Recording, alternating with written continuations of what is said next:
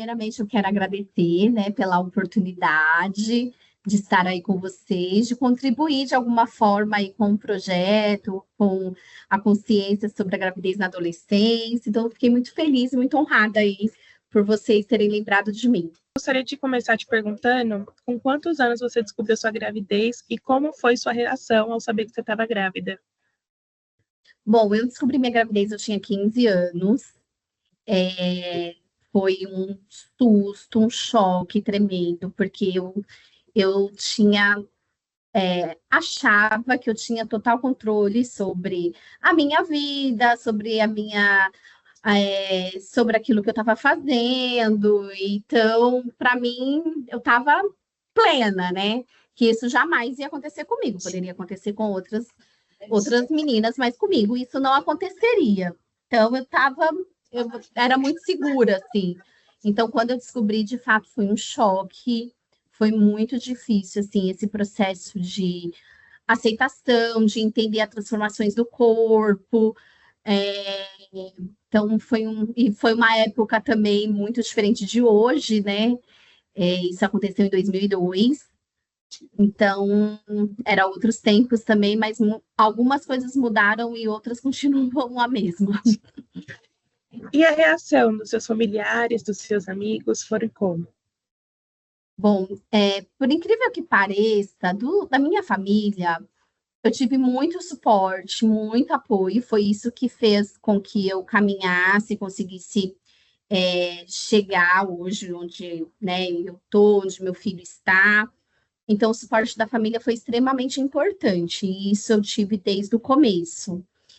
Agora, dos amigos já não tanto. Então, aquelas pessoas que eu imaginava que iriam me dar um suporte, que iriam ficar comigo, isso não aconteceu. Então, eu sofria muito mais pelo não acolhimento dos meus amigos, entre aspas, do que necessariamente de tudo que estava acontecendo. Os familiares, os meus amigos também, muitas mães proibiram das meninas conversarem comigo, de andarem comigo. Então, foi bem difícil. Eu acho que foi um dos processos mais difíceis de tudo isso. E você passar por esse processo já é uma coisa muito difícil. Então, eu queria saber se você arcou com a responsabilidade do bebê sozinha ou se o pai do bebê arcou junto com você. Ele não arcou quando eu liguei para ele, né? Porque na época não tinha redes sociais, né? A internet não era acessível, criada na periferia, então eu não tinha acesso. Então eu consegui ligar para ele de um orelhão, que óbvio que eu acho que vocês nunca souberam o que é um orelhão. Então eu consegui um cartão para ligar para ele, para avisar. E ele falou que não tinha a menor possibilidade do filho ser dele. Tipo, olha, sem chance do filho ser meu, ele era mais velho, ele tinha o dobro da minha idade. E ele falou, não, esse filho não é meu. Tipo, isso é um golpe e tal. Eu não tenho nada a ver com isso. Então, ele não marcou, mas depois de 4 anos, ele teve um outro relacionamento, a esposa dele engravidou, e aí ele me procurou, depois de 4 anos, para pedir o exame de DNA.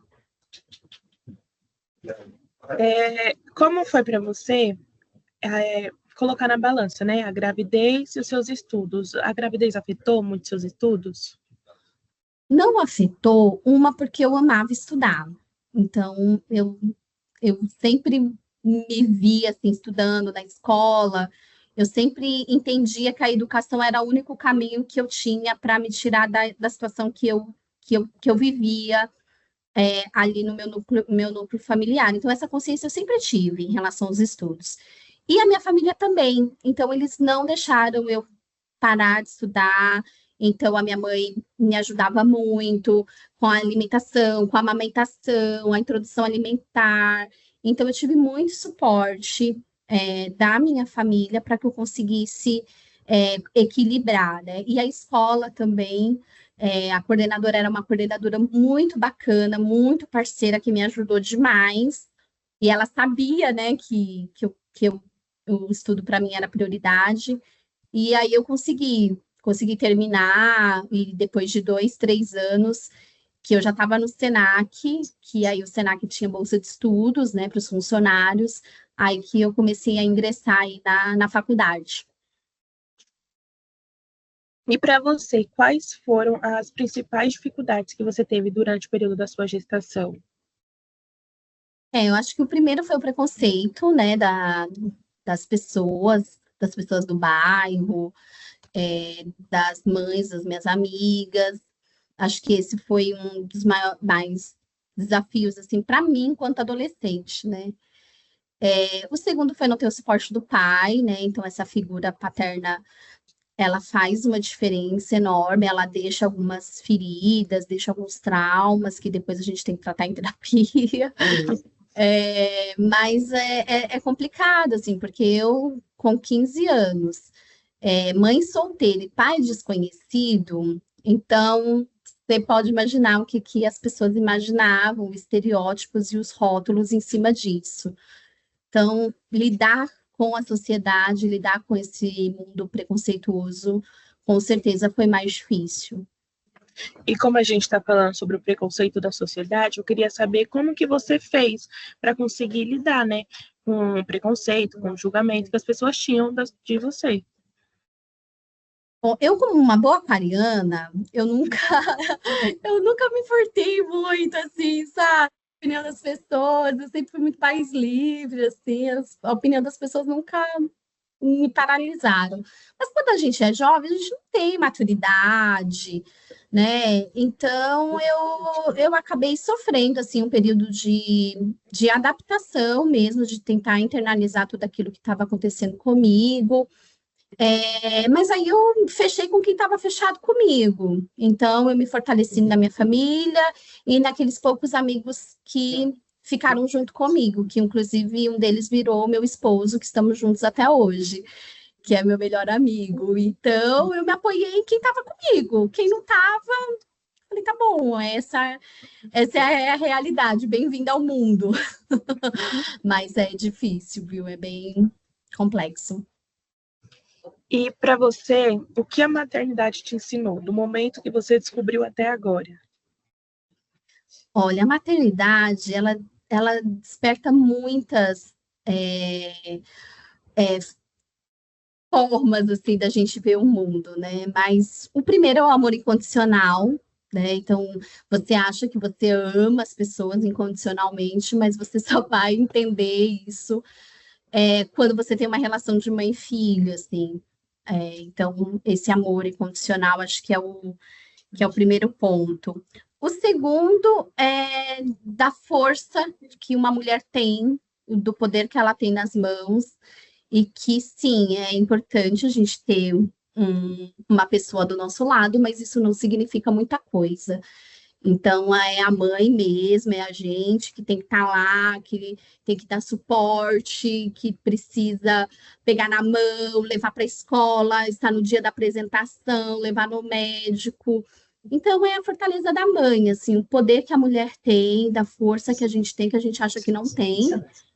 Mas as coisas acontecem e a gente fala, nossa, eu olho para trás e eu falo, meu Deus, como eu fui forte, né? Como eu fui guerreira de aguentar tudo isso e de ter passado por tudo isso. Então, acho que é um pouquinho disso.